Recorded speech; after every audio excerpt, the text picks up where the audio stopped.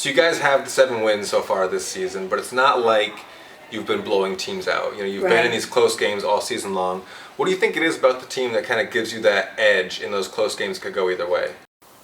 You know, I think it's a combination of things. I think the fact that they get along really well and they genuinely like each other, I think that helps with our team chemistry, which makes giving up a lot harder to do. I think when you care about each other and you have good interpersonal relationships, that really helps you to power through when you don't think you can go anymore because you know people have your back. And it seems like it's somebody different making the plays that you need when you need a play.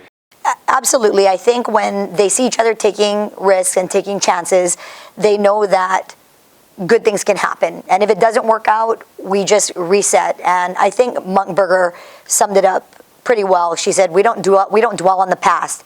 And that's very true. It's kind of like when you're in volleyball, you know, even though somebody serves into the net, they all come in and they regroup really fast because the difference can be 5 or 6 points just like that if you don't reset and refocus. There has to be a certain level of mental toughness, you know, to be able to take on these situations and kind of not flinch. What's your take on that?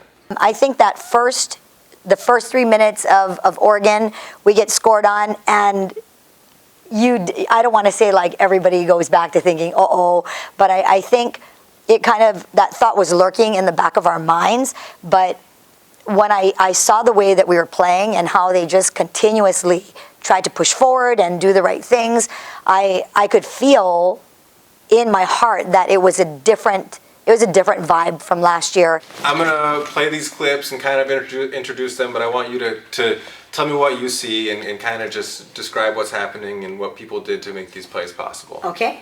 So, this one, you guys are at Air Force. You go from defending in the box, 3 touches, to a scoring opportunity that Addie Steiner ends up finishing for an early goal. Yes, this I remember going, oh my gosh, did that really go in?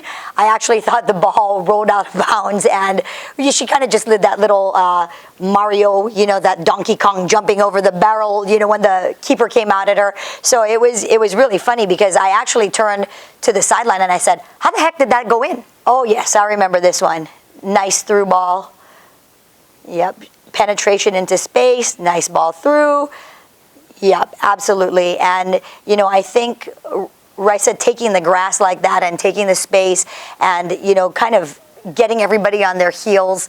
What she is by far, in my opinion, I think, as far as individual performances go, she's been the biggest, the most dramatic turnaround. I think how hard she's worked in the off season, it's very, very impressive, and it's nice to see that someone has worked so hard and is getting to see the results. How hard is it to play these through balls, you know, with enough accuracy to keep the forward onside and still beat the defense? Well, it's pretty hard because if you look at the back line is retreating and they're not stepping up. So it's not like she could just, you know, just send any ball through. The timing between Addie's run and Rice's service, I mean, Addie could have easily been offside, but you know that they've seemed to really develop that connection through the last several games, and that was one of the nicest things to see for me as a coach, because we've been stressing with Rice that you're the playmaker, you make things happen.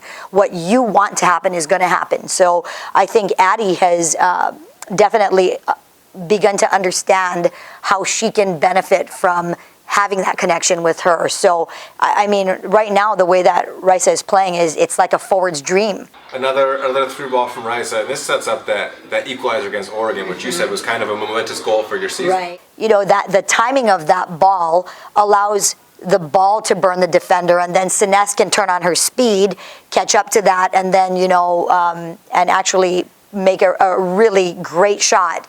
So, you know, when I saw that play, I was like, wow, that's so different than what we used to do before. So the lights were going on already as soon as the first game, which made us as a coaching staff very optimistic. This is a golden goal from Storm. I could watch that clip all day long, over and over on a loop, and it would still make me smile. I think, you know, when I think about the journey that Storm Kinui's been on, she's been an impact player for us since her freshman year, and she has embraced every single aspect of the university and our program. I'm really happy for her because she kind of led the pack for us as far as our local recruiting base.